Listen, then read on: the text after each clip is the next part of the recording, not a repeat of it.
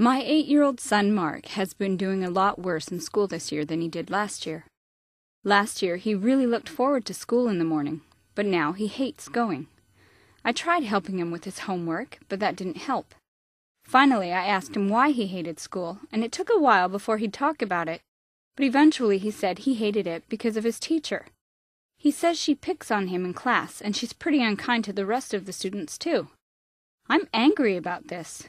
Here this woman was hired to teach these young children to help them enjoy the experience of learning, and all she does is ruin it for them. She should be fired, and I want to go down there and give her a piece of my mind. Before I do that, though, is there something I'm missing here?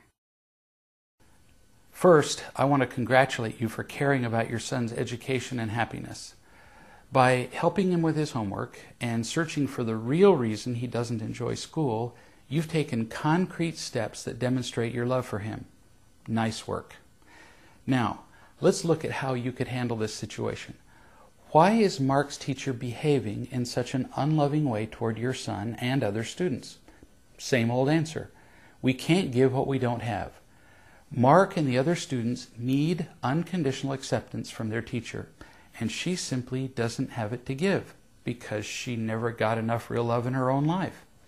As a teacher, that has proved to be a crippling disability for her because she can't unconditionally love her students, which is what they need.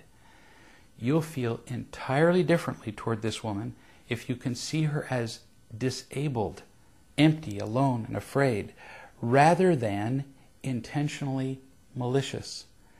Without enough real love, she lashes out, almost entirely unconsciously, to get imitation love in whatever form she can.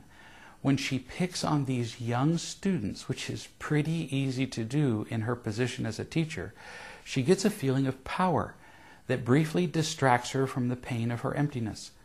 Most of us do this kind of thing with people every day, which is not meant to excuse our behavior or the behavior of your son's teacher, only to explain it. Now, explain this to Mark. He is not too young to understand this. You might ask him something like this: Mark, think about the times when you feel loved by me and by your father, when you're really happy. When you feel like that, when you feel loved, do you ever feel like lashing out and hurting other people? When he says no, which he will, continue and say, but when I've been unkind to you, when you're not happy, you tend to say unkind things to other people. You tend to pick on people, like your brother, for example. Have you noticed that? And he will. He will have noticed that the times that he doesn't feel loved by you, he tends to pick on other people like his brother. Children tend to see adults as entirely different species than they are. But when Mark sees that his teacher does much the same things he does at home, like the way he behaves toward his brother, he can begin to let go of seeing her as a monster.